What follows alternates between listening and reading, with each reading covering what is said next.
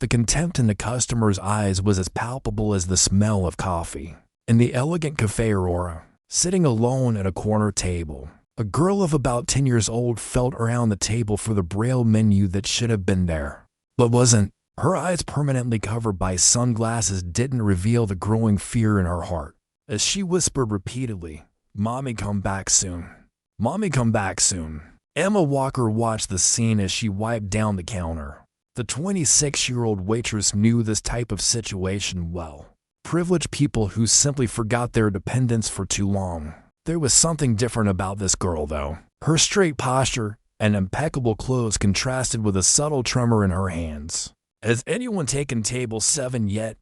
Emma asked Mark, the manager, who was furiously typing on his cell phone. "VIP customers. Wait for Mrs. Harrison to come back," he replied without looking up. "She's unbearably picky about who serves her daughter." "Mrs. Harrison." Olivia Harrison, the CEO of Harrison Enterprises, whose face graced the covers of business magazines and whose perfectionism was legendary. No one crossed Olivia Harrison and kept their job. "It's been 20 minutes, Emma insisted. The girl looked scared. Mark finally looked up, irritation evident. "Emma, do I really need to remind you that you're on probation? Don't make my life difficult." At that moment, the girl accidentally knocked over the flower arrangement on the table. Water splashed everywhere, soaking her dress. Her lips trembled as she desperately tried to clean up the mess with napkins. Unable to see what she was doing, Emma didn't hesitate. Ignoring Mark, she crossed the hall with determined steps, feeling the stares of the other customers piercing her back. "Hello, friend," she said softly, bending down beside the girl. "I'm here to help. My name is Emma." The girl froze. "Where's my mom?" "She's not back yet. I'm a waitress here. Can I help you clean that up and maybe bring you something while you wait?" The tension in the girl's shoulders eased slightly. "I'm Lily. I knocked the flowers over. Mom's going to be mad." Emma quickly soaked up the water with a cloth. "Accidents happen. You can't even see it anymore." "You're lying?" Lily replied with a shy smile. "I can't see, but I know when adults lie to make me feel better." Emma laughed, surprised by the girl's insight. "Smart girl. Okay, there's a little stain, but nothing serious. Are you hungry?" Lily hesitated. "Mom said not to ask for anything until she gets back." "And when did she leave?" "When the clock said 3. Emma checked her watch. "Almost 5 o'clock. Indignation grew in her chest. "How about some hot chocolate while you wait? I promise I won't tell." The smile that lit up Lily's face was worth the risk. Emma brought not only hot chocolate, but also a sandwich and cookies. She explained each item's position on the table, gently guiding the girl's hands. "You describe things differently," Lily commented between bites. "The others talk as if I'm stupid." "My younger brother is blind," Emma explained. "I know how important it is to be treated like a person, not a disability." For 15 minutes, Emma sat with Lily, listening to her favorite books in Braille and her passion for music. The girl was completely transformed from scared and lonely to excited and bright. What neither of them noticed was the black Mercedes that pulled up in front of the cafe. Olivia Harrison, CEO of Harrison Enterprises and one of the most powerful women in the country, watched the scene through the window with an enigmatic expression. Her calculating eyes didn't miss a single detail of the interaction between the waitress and her daughter. "Ma'am," her driver asked, "would you like me to accompany you?" "No, wait here," she ordered, her eyes fixed on the waitress who was now making Lily laugh with a story. When Olivia finally entered the cafe, Mark practically ran toward her, apologies pouring out. She ignored him completely, walking directly to the table where Emma was now saying goodbye to Lily. "Emma Walker, right?" Olivia asked, her voice cold and controlled. Emma's blood froze. How did this woman know her name? "Yes, ma'am. I see you took the liberty of feeding my daughter." "Mommy," Lily exclaimed. "Emma was so nice. She told me about constellations we can feel instead of see." Olivia looked at the empty plate, the chocolate, the half-eaten cookies. Her face revealed nothing. "How much do I owe you for the meal?" she asked, opening her designer purse. Nothing, Emma replied, her voice firm. It was on the house. A tense silence settled over the cafe. The entire place seemed to hold its breath. All right, Olivia finally said, taking Lily's hand.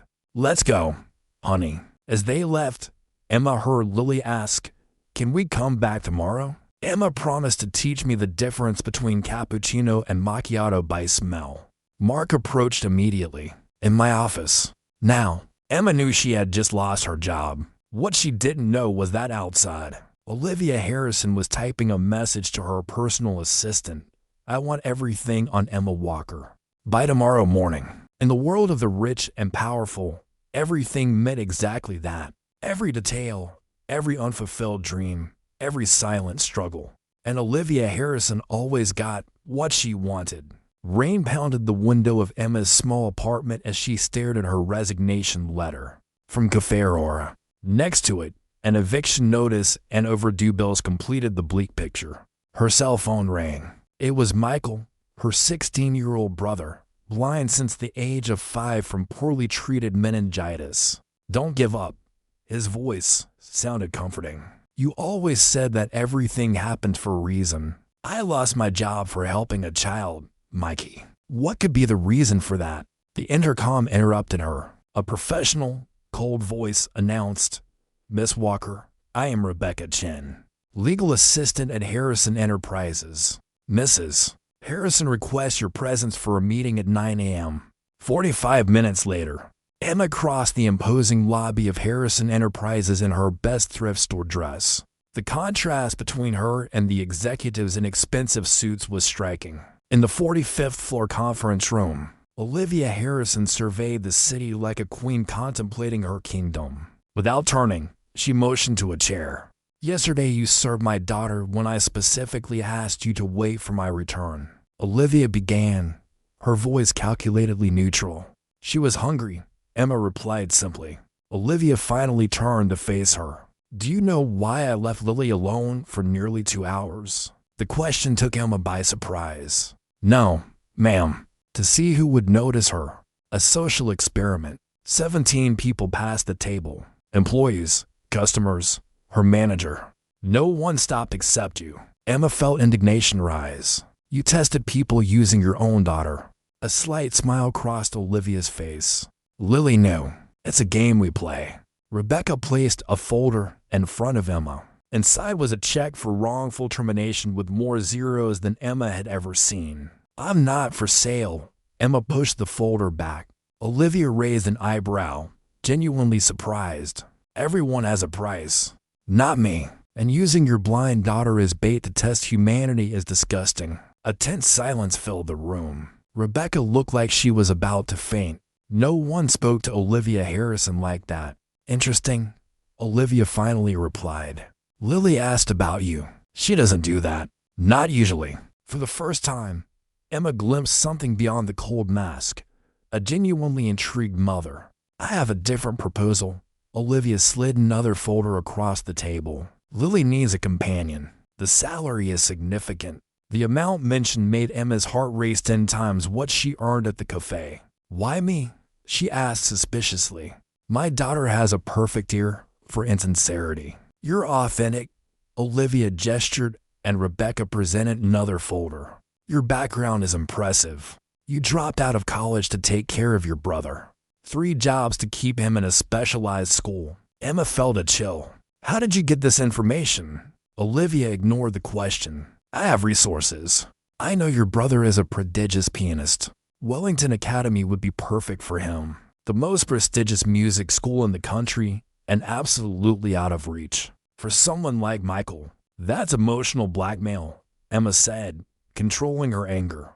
This is business, Olivia corrected. I'm offering opportunities for both of you. On the way back, Emma received a phone call. Wellington Academy wanted to schedule an audition for Michael. Olivia hadn't wasted any time. That night, Emma researched Olivia Harrison obsessively, uncovering disturbing patterns, former employees who disappeared professionally, rivals facing coincidental scandals, a former nanny who had sued Olivia for bullying only to mysteriously drop the lawsuit.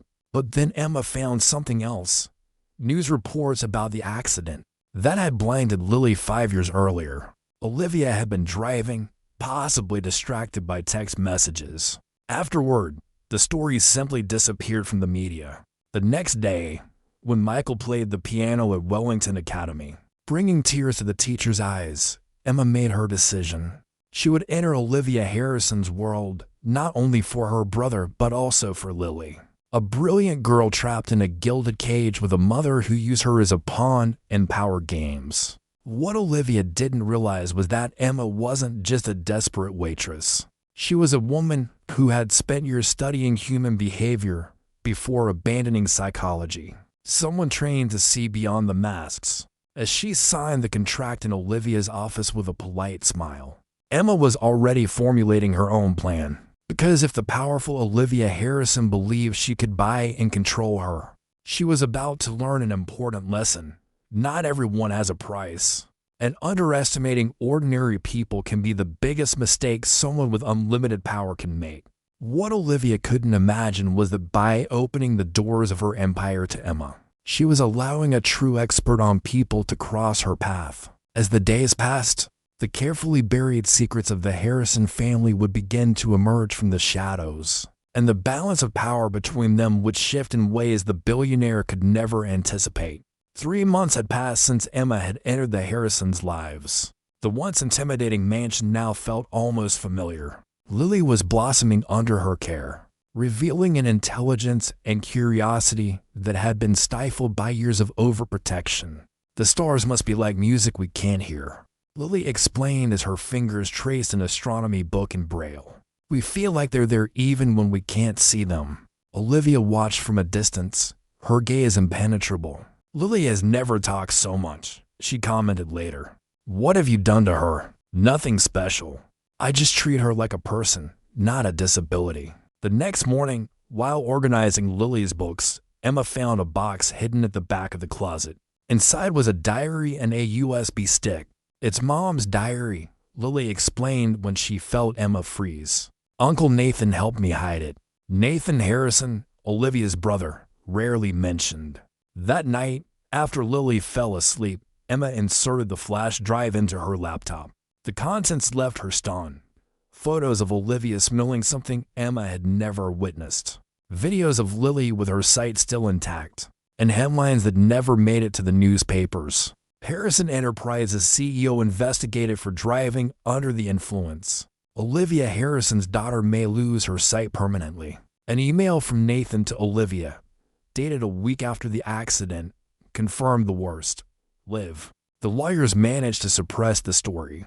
The judge sealed the records. The driver of the other car accepted the settlement agreement. Lily deserves to know the truth someday. Olivia had not only caused the accident, she had used her power and money to cover it up. The next morning, Olivia announced, "I have a meeting with the Foundation for Visually Impaired Children. Lily is going with me." Something in her voice alerted Emma. After some research, she discovered that no such meeting had been scheduled. On instinct, she placed a small tracking device in Lily's backpack. 3 hours later, the tracker showed a remote location 100 kilometers from the city.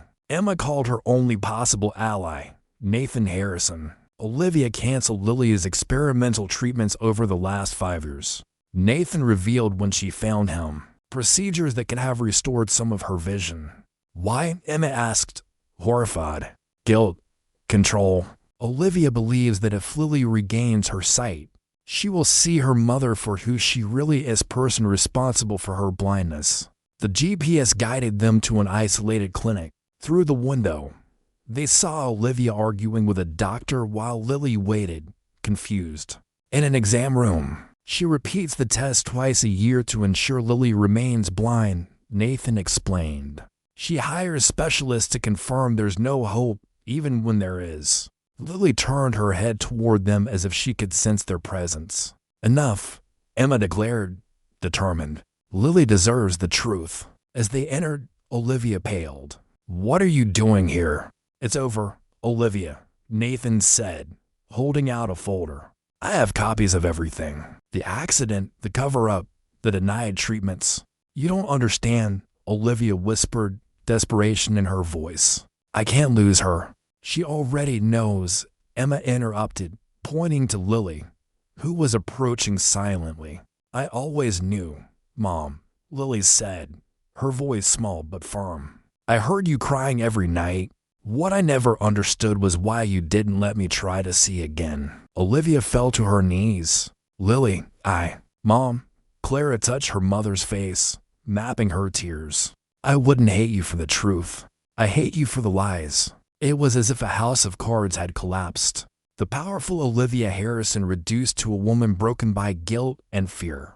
The doctor approached hesitantly. Miss Lily, the new treatment has a 60% chance of partial recovery. Your mother has refused it for 5 consecutive years. Lily turned to Emma, seeking her hand.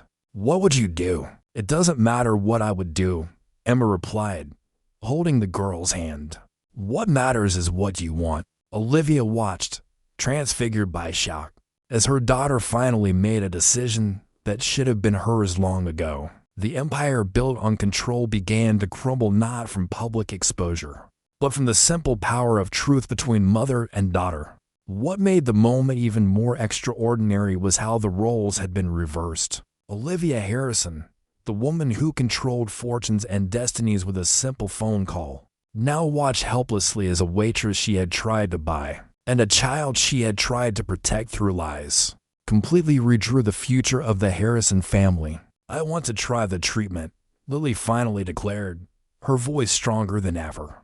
And I want Emma to be with me throughout the process. Olivia's eyes, always calculating and cold, now overflowed with something no one in that room had ever seen before, genuine vulnerability. And as she silently nodded to her daughter's decision, something fundamental began to change in their relationship. What no one could have predicted at that moment was that the real miracle would not only be the possible recovery of Lily's sight, but the painful and necessary beginning of the healing of a family torn apart by secrets and guilt. And for Olivia Harrison, the hardest lesson was just beginning. Sometimes salvation comes from the very people we think we can manipulate. 6 months passed. Autumn covered the Harrison mansion garden with golden leaves while Lily, wearing special dark glasses, pointed excitedly at the nearest tree.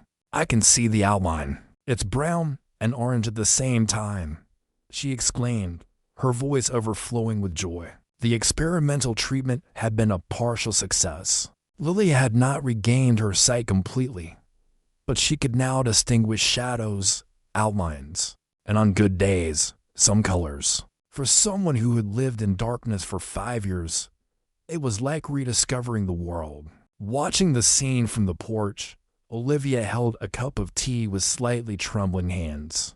Her corporate empire remained intact, but something fundamental had changed within her. The fall had not been public or financial. It had been personal. It's still hard for her, Nathan commented, sitting down next to his sister. Seeing Lily get better means confronting what she did. And what I didn't do, Olivia added, her voice devoid of its usual coldness. 5 years lost to fear and guilt. Nathan smiled softly. But not 7 or 10 or a lifetime. You finally stopped running. At Harrison Enterprises, the changes were visible to everyone. The relentless CEO now left promptly at 5 to attend Lily's therapy sessions. The Harrison Foundation for Visually Impaired Children, once a mere public relations front, had become a real priority, funding innovative research and affordable treatments. Emma watched these transformations with cautious optimism. She continued to work as Lily's companion, but now she also coordinated the Foundation's social programs. Her brother Michael dazzled audiences at Wellington Academy, his talent finally finding the stage it deserved. Did you know this would happen? Olivia asked one afternoon as they watched Lily and Michael play piano together. That she could get better. That I could change. Emma thought for a moment. I knew Lily deserved a chance. As for you, let's just say I bet on the possibility. Olivia nodded, understanding. You know what scares me the most? It's not the idea of Lily blaming me for the accident. It's realizing how much time I spend trying to control everything and everyone, when the only real control we have is over our own choices. That night, Olivia called Emma into her office. On the table lay a set of documents. "I want you to run the foundation," she announced without preamble. "Not as an employee, as a partner." Emma examined the papers, stunned. Olivia was offering her 40% of the foundation, complete autonomy, and a budget that could help thousands of children. "Why?" asked Emma, still suspicious after months of psychological games. "Because you saw my daughter when I only saw her disability," Olivia replied simply. "Because you saw truth where I only saw control. And because the foundation needs someone who understands that compassion cannot be bought." There was sincerity in the eyes of the woman who just 6 months earlier believed that everything and everyone had a price. On Lily's birthday, the Harrison mansion welcomed guests for the first time in years. Not executives or politicians, but children from the foundation and their families. In the center of the garden, Lily, now wearing glasses that allowed her to distinguish basic shapes and colors, proudly presented an exhibition of tactile sculptures she had created to see with her hands. As she explained to visitors, "Any regrets?" Nathan asked Emma, watching his sister interact with the families without a trace of her former condescension. "About joining this crazy family?" Emma smiled. "Not for a second." A child approached, asking Olivia if she was blind too, confused by seeing her with Lily. "No, dear," Olivia replied, kneeling down to the boy's level.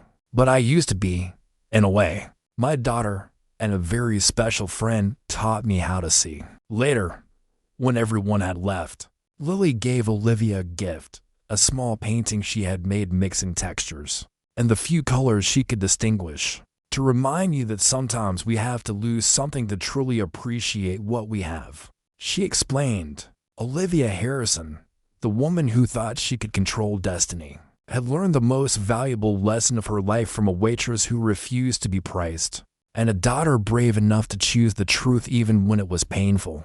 Her empire remained, but its foundations had been completely transformed. As for Emma, she discovered that changing lives didn't require power or money, just the courage to remain true to her values when everyone around her was for sale. Sometimes the simple act of seeing people as they truly are, obeying their disabilities, social status, or past mistakes, is the first step toward transforming not just one life but entire generations.